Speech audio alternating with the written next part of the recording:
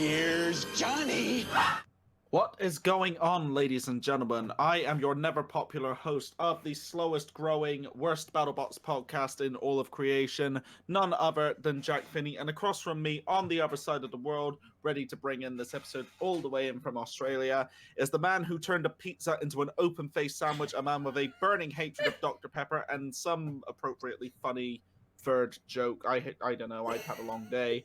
Mr. Makon Crayley the Mac. How you doing today, Mac? I don't understand. But is pizza made by the sauce? Like, if it doesn't have sauce, is it not a pizza?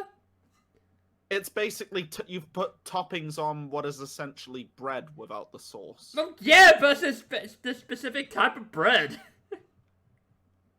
I refer you to what you were told the other day by Wayne and Dominic, Mac. Yeah, you gotta say what it is for the audience. Dude, right. Dude, you just don't like pizza. Yeah. Like you like bread and cheese. I mean, look, ham and cheese with no sauce? That's just a stupid sandwich. God. Shout out to Wayne, by the way. I mean, there are plenty of people who don't like fucking sauce on their pizza. I'm sure, anyway. Look, like, I've tried. Calzone. I will! Get like, calzone. Fucking, I will! Like, next chance I get, like, because there's, like, apparently a place, like, 5 minutes away from me that actually does have calzone, so, like, next chance I get, I will go and get one and try it, because... Calzones are great. Yeah, I'm sure they are. They are pretty great. If they're as good as, like, the, stuffed crust, like, pizza, like, bit, then, yeah, sure. Oh, you know, that makes me wonder what it would be like if Ripperoni had a calzone configuration. But what would it even look like? That's what I'm trying to figure out, but that's a question for another time, I think. That seems like it would just be like a fucking like a beta style hammer, like with the spike. With a spike. I don't know, I guess this is just gonna be one of those questions that never gets answered, kind of like how what was her name in The Force Awakens somehow got a hold of Anakin's lightsaber and said a story for another time and Rey Mysterio. No, the short alien woman. Oh, I don't know. Dude. Come on, right? Anyway, Big Eye Bertha. Whatever. Anyway, Battlebots episode 13. What a stacked card this was, Mac. Incredibly stacked, like actual, like not like hit after hit, like stacked. Like one of the best episodes we've seen. Yeah, like this was fucking phenomenal, like an all-timer episode. Yeah, absolutely. There was something for everyone on this card. Yes, and starting off we started off hot with Quantum versus Emulsifier, the final fight in Quantum's campaign to go 4-0 on the way to getting into the tournament, and Emulsifier's last gasp for air. Potentially Quantum's most dangerous opponent is Emulsifier in all of this because of the configuration of their weapon. Quantum, I'm not going to say it's had an easy strength of schedule because it hasn't, but at the same time, they hadn't faced any robot that presented as much of a threat to them as Emulsifier, because Black Dragon, amazing robot, but it doesn't have quite as much bite and weapon size as Emulsifier does. And as we saw in this episode, Emulsifier actually managed to make great use of that. They came in without their front wedge that they'd been using in each of the other fight, and instead put up some additional plating in order to prevent Quantum from being able to bite down next to the disc. And true enough, they went right into the jaws of the beast and tore its teeth right out. It was a pretty great setup, and honestly, props to Emulsifier for managing to defang Quantum and leave it without its teeth. But Quantum, equally, what an absolutely awesome fight back, coming back and wrecking the tracks with its one remaining tooth before that broke off, showcasing insane bite force as it bit down even without teeth and managed to cause immense damage to Emulsifier by just like crushing the internals through sheer bite force. They even managed to just through force snap off those additional plates that had been welded onto Emulsifier as well. Emulsifier very game fight back as well. It seemed at one point like it was absolutely done, started being counted out all the way up to 2, and then it came back to life and hit Quantum when its guard was down. Its last gasp for air. It did ultimately die out again, but I'm losing myself talking about this fight because it managed to survive all the way to a judge's decision even with this. And it was the right decision that it went to Quantum, but man, it was great seeing just what a fight Emulsifier was capable of giving them it. Honestly, yeah, Emulsifier gave it its all. Like, it was outclassed, like, severely for pretty much the majority of the fight, but, like, the fact that it survived at the very end, like, and, like, managed to, like, I guess draw it out to, like, the time limit draw. I know time limit draw, like, time limit.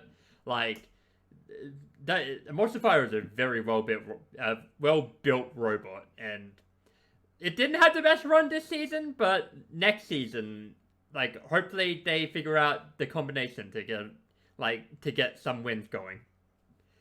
Honestly, Emulsifier's quality is not reflected in its record when you really look at it. It's 1-3 this season. If anything, it should be 2-2. True, fact. Like, it is incredibly unfortunate, one of those losses. And because, like, in any other year, that would have been a double knockout, and they would have won the decision on that one. Yeah. And as well as the fact that, you know, they took Fusion to the absolute limit and still nearly won as well. Emulsifier's quality is not reflected in its record. I think I don't know that Emulsifier will get into the tournament this year, because there are other 1-3 teams that are also going to be making a case, like Fusion and, of course, Big Dill as well. So whether or not Emulsifier gets in, the odds are very much against them, but I think they will come back super strong next year. Yeah, they have, like... They don't have the lowest odds, because there are definitely robots, like, that have way lower odds, even though they have better scores, and we'll get to that. But yeah. I could see it getting in at the very bottom as a, like... as a replacement if, like, someone else, like, can't make it into the actual tournament. Right. Yeah. Yeah, but I could see that happening. Yeah, but, yeah, like, Quantum here did fucking phenomenally. Like, even without the teeth, it showcased all that fucking toothless aggression and just dominated Emulsifier this entire fight. What a fucking sewing, and what a fucking robot. Yeah. Because, I mean, it's over 20 tons of crush, isn't it, that it's got there? Correct. So even without the teeth, that's going to cause a shitload of internal damage when it starts biting down on something. Yeah, and also just like there's no escape from that. Like once it gets you, like you just have to deal with it for a little bit. Yeah, because even after it got its fangs taken out, it still, you know, like came in and just bullied Emulsifier over the box, just like slamming it into things until it had all it could stand and couldn't stand no more. Exactly. It was extremely impressive sewing from both teams. But yeah, getting defanged in this fight aside, Quantum has looked untouchable this season. It is awesome. Actually, yeah, I think that was like the most damage I think it's like really taken this season, like, hasn't it? Yeah, absolutely. And even then, it didn't completely, you know, impede it or anything like that. Yeah, exactly. Like, it's Quantum is probably the one to watch this tournament. Yeah, Quantum, I could easily see getting a top 4 seeding. The only thing that hurts it is it's considered not having the strongest strength of schedule, but considering the sheer domination it's displayed in pretty much all of its wins, I could definitely see it getting an absolute top tier seeding. Like, if Ribbot got like in the top 4 last season, then like Quantum will absolutely get in there, like at least number 4, like this season. Like I believe, because like you can't go 4-0 like with this dominant a performance without being like top 4. Yeah, I guess we're also gonna see next week as well, because there are other super strongly performing machines that have their own cases to make as well, and we're still going to see how Witch Doctor versus Minotaur goes. Oh god! Yeah, true. Yeah. The rematch of the century coming up in episode 15, I think, isn't it? Yes. Because episode 16 is when the tournament itself starts. I believe so, yes. Oh, dude, that's going to be amazing. But anyway, Quantum showcasing absolute domination throughout this season. I am expecting it to make a very deep run into the tournament, or at the very least, I hope it does. We could be looking at a potential champion here, Mac, and I am all for it. I mean, to be fair, pretty much every robot on this episode, except for like maybe 2, like up actual possible champions. Or at least the winner, like most of the winners are anyway. We'll see. Yeah, but up next we have the Gigabyte versus the End Game, and what a squash match Mac, this was! Here, I believe you were looking for a kaboom. Yes, I got a very satisfying earth-shattering kaboom. I guess you could say it was a Battlebots shattering kaboom. Well, it certainly fucking shattered Gigabyte. Oh, yes. Right, okay, so Endgame, just straight out of the box, coming out of its cage, and just bam, bam, bam, bam, bam, just launches Gigabyte straight into one of the panels that nearly, fucking smashes the panel as well. Gigabyte is very lucky that it didn't have what happened to it up against Hypershock happen, where it exploded into a million pieces. But yes, Endgame delivering some massive hits and then punting it across the box into under the pulverizer where it takes a hit and from there gets counted out, showcasing that you don't have to completely desecrate your opponent's corpse when you've won. Exactly, we will not be mad about that. Yeah. So an early shout for knockout of the night as early as the second fight, and unfortunately for the team at this point, Gigabyte's chances of getting into the tournament are pretty much none at this point. Exactly. But you know what? They were here. It's like, in all fairness, the people operating Gigabyte this season, this was pretty much essentially a rookie year for them. This was their first year operating Gigabyte. Yeah, true. They had to get used to it. So yeah, because like, like give them the benefit of the doubt, I guess. Plus, full body horizontal spinners are generally a very hard robot to get right. I mean, this is why we only really see Gigabyte and Captain Shredderator doing that configuration. True. And we've unfortunately seen how Shredderator's story ended. Yeah. Still though, what a knockout! Yeah, very, very good display from Endgame here, as per the usual. Next we had Shreddit Bro versus Overhaul. Yes, it's your favorite robot, Jack. Yes. Well, you know how much I enjoy Overhaul, Mac. Yeah, exactly. Like, you love Overhaul's team. Yeah. Yeah, I definitely love their team. This was a fight, and you know what? Credit where it's due. This was where the Shreddit Bro team finally managed to get things dialed in with their robots. So well done, Evan, and the rest of your team. Okay, so of the two, Overhaul did start out stronger than Shreddit Bro, where it seemed to be able to tank the weapon and pick it up, slam it all over the box for a lot of the fight. But eventually, Shreddit Bro demonstrated that this was a fight where its weapon wasn't going to break when it impacted on something, and managed to do enough damage to Overhaul where Overhaul was not able to properly get a grip on it anymore. With that, Shreddit Bro actually came back very strongly at the end of the fight, managing some big hits after Overhaul managed to get one of its tires shredded on the kill source when they went live, hampering its mobility, allowing Shreddit Bro to finally come back in and land a few big hits. So, very strong comeback at the end, went to a decision. It was an understandable one, and well done to Shreddit Bro for finally getting another win on its record.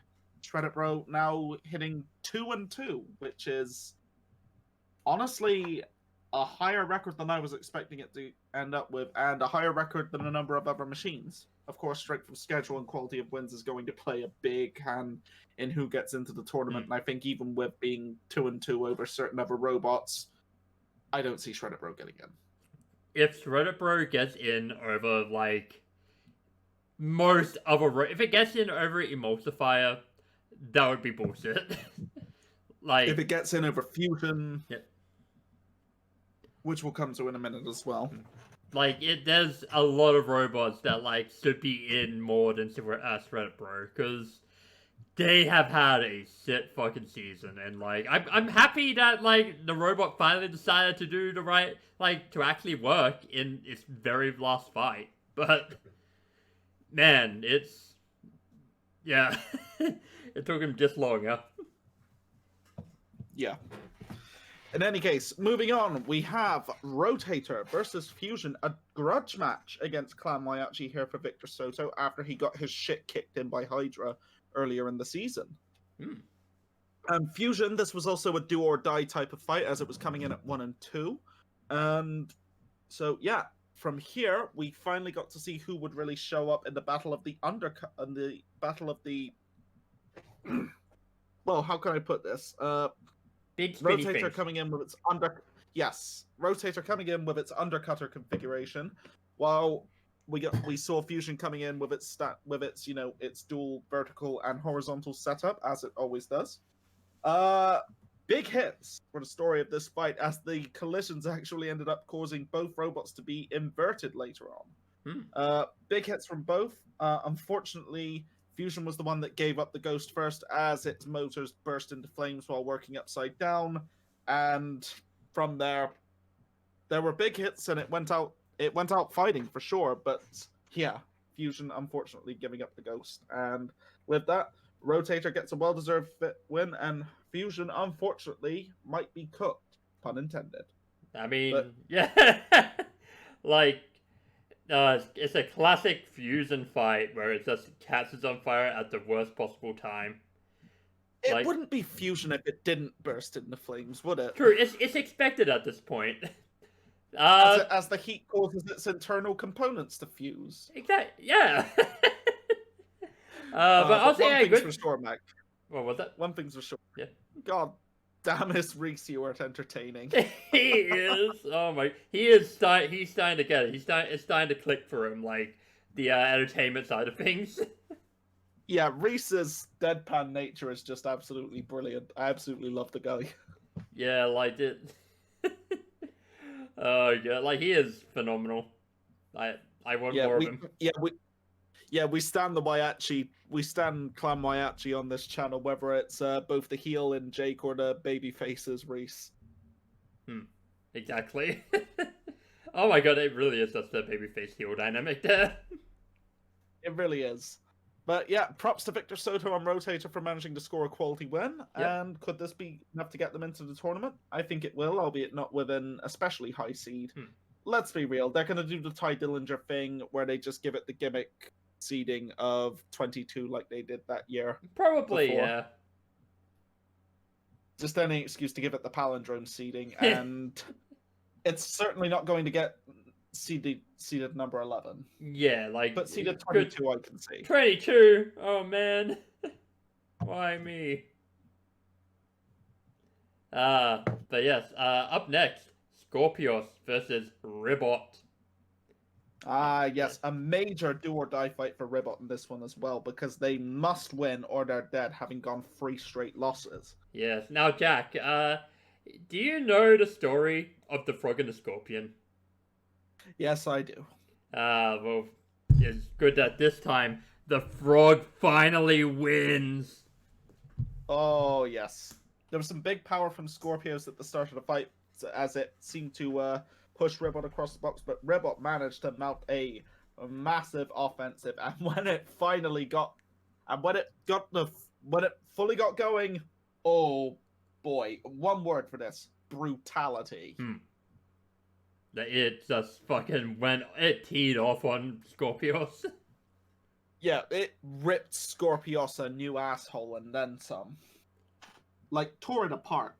It did. Like, it tore its wheels to fucking shreds. Like, it was brutal. Yeah, even in a loss, Skorpios always performs well. Here, it got annihilated.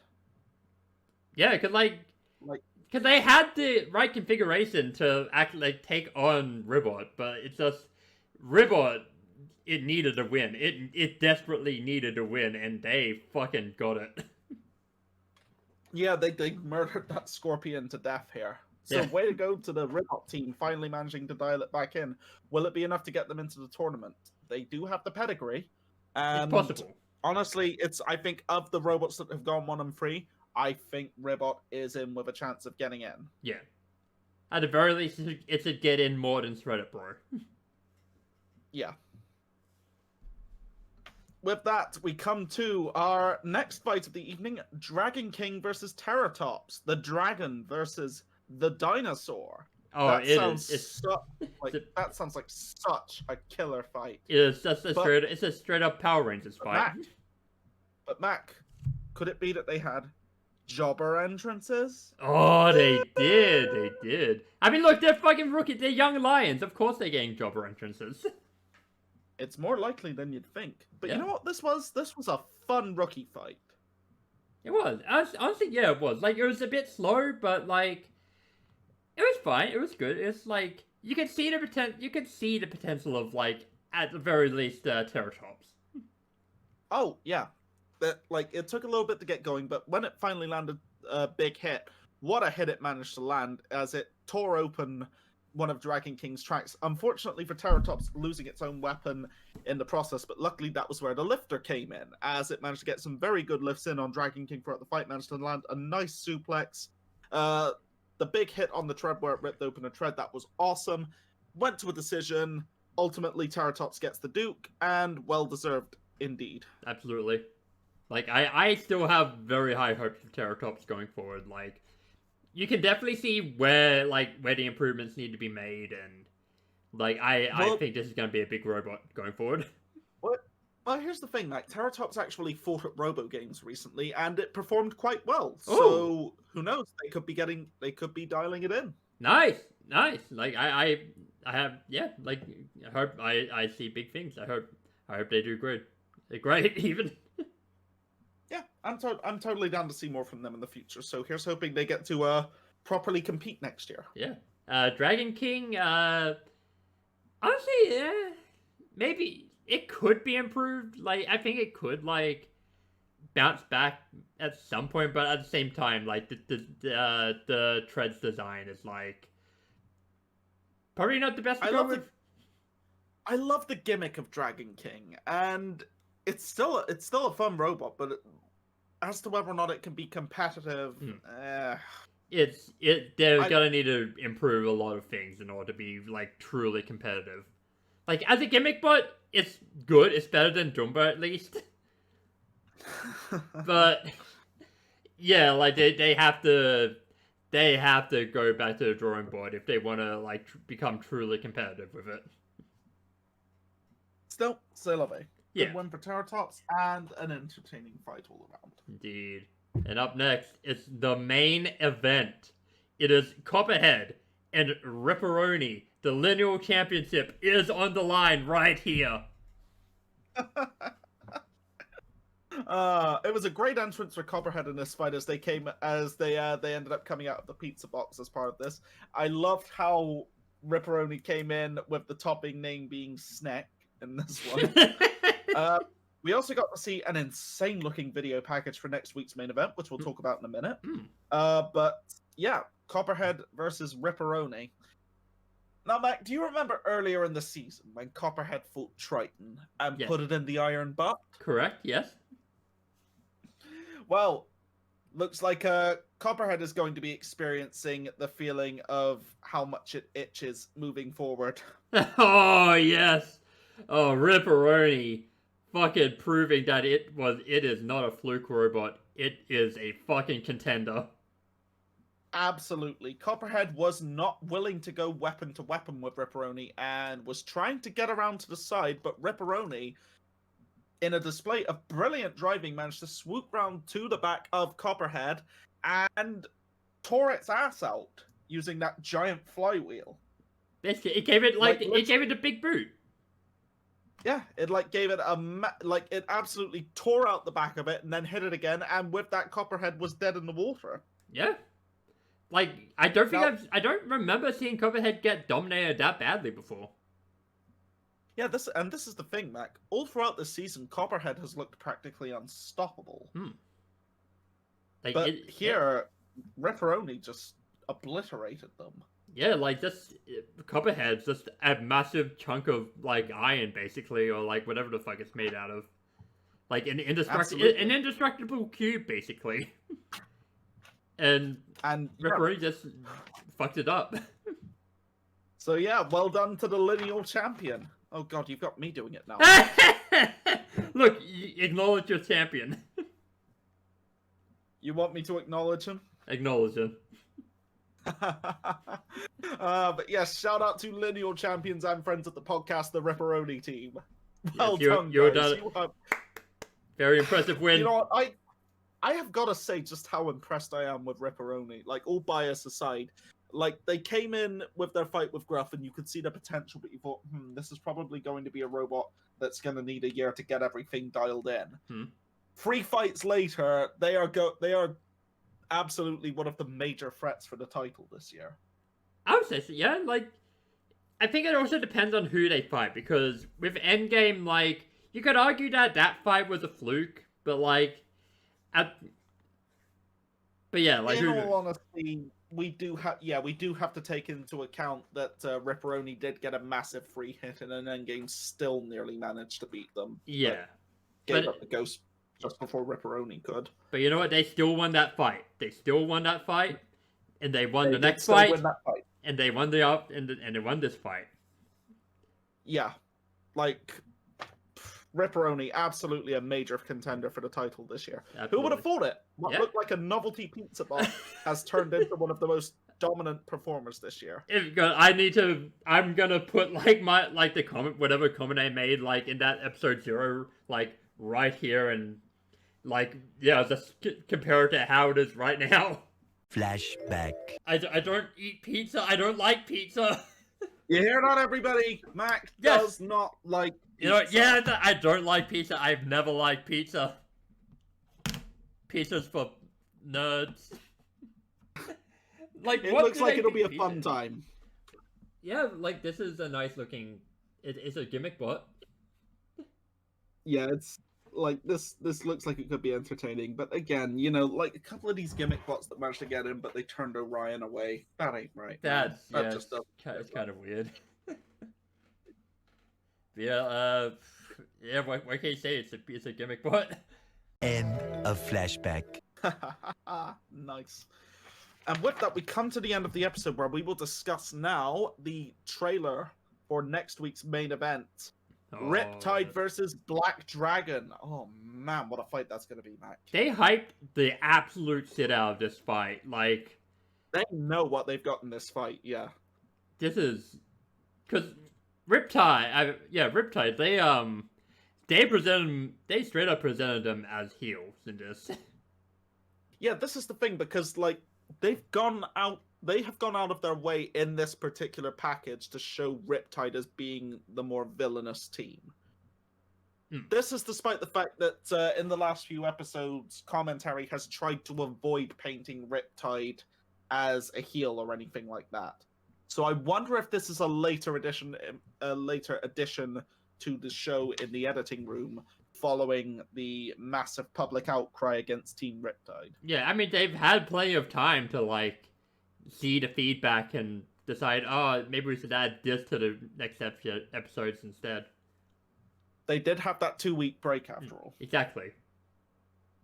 So, who knows? We shall see. But, yeah, Riptide, the absolutely killer machine with the... Well, I'm gonna try and avoid insulting the Riptide team here. You guys already know I don't like them. Yeah. So, be a professional, Jack. Like me. Yeah, I'm gonna who swears all the time. I'm gonna be professional here. Yeah, the absolutely killer machine that is Riptide up against the unkillable Black Dragon, a machine that has never been KO'd in its entire career. Can Riptide be the one to finally do that? I think they are hyping them up to be that. It's actually possible.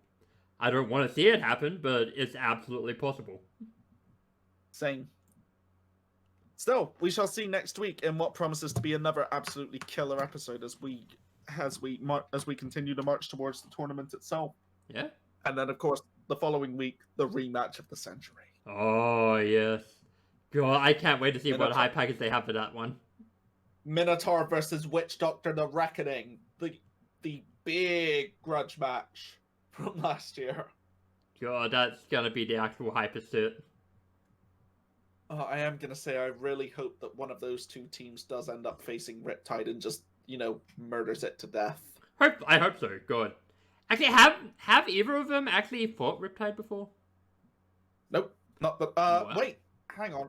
Yes, Minotaur was the one who ended Riptide's campaign the Ooh. previous year, if I'm remembering correctly. Oh, brilliant. I will just confirm that. Ah, yes. Finally, I am the one who gets to sit here and do nothing. Yes, let's see. No, I'm misremembering. It was Endgame that Minotaur defeated. Ah, okay.